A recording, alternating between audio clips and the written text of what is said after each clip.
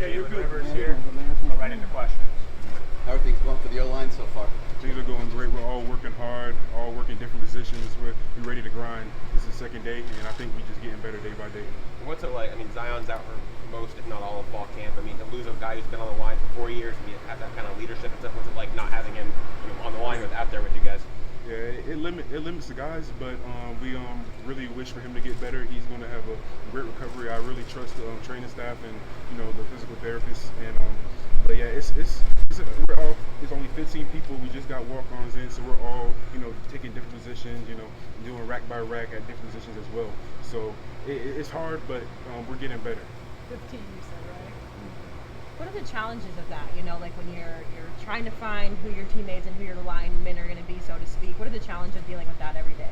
I feel like we all have a great relationship. We just built that comradeship throughout spring and summer. So it's not that hard, but it is kind of difficult in the coach's eyes to see who they want, because we're all getting better and we're all putting in the work. So it might be tough.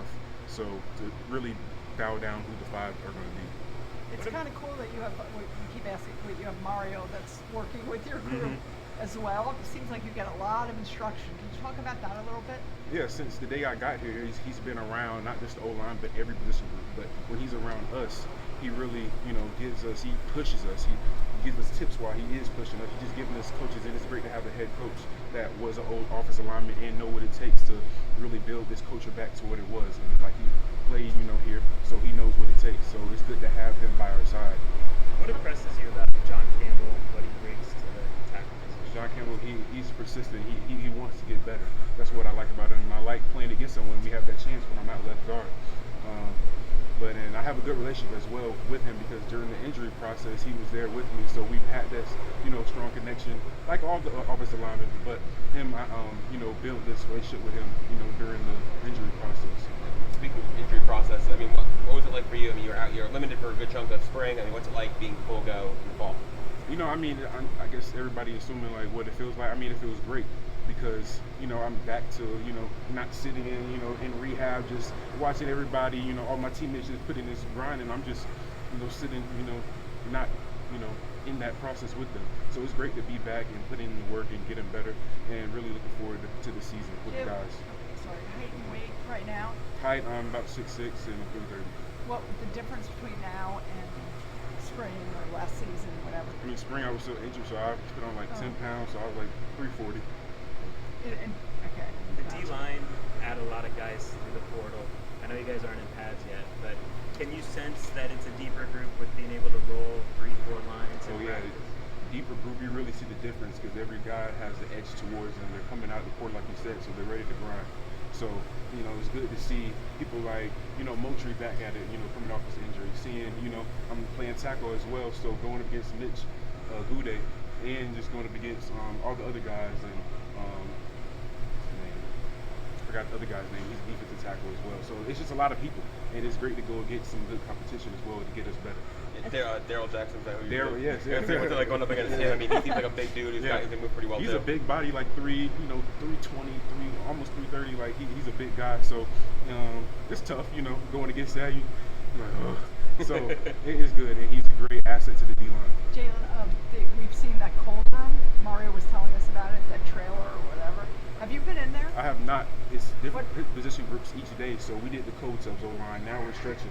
So we haven't done that. I mean, it's open to everybody. Have you talked to anybody who's got in there? Oh yeah. So some people, it's like a deep freezer they compare it as. So, sitting in that cold area, I guess just cooling down the body temperature. Different position groups every day, you're saying? Yes. So and what do they do? They sit in chairs, or what do they? I mean, in the trailer, I guess there's benches, and they're sitting in it, and we're stretching, so there's an area with bands, and we're stretching our hamstrings.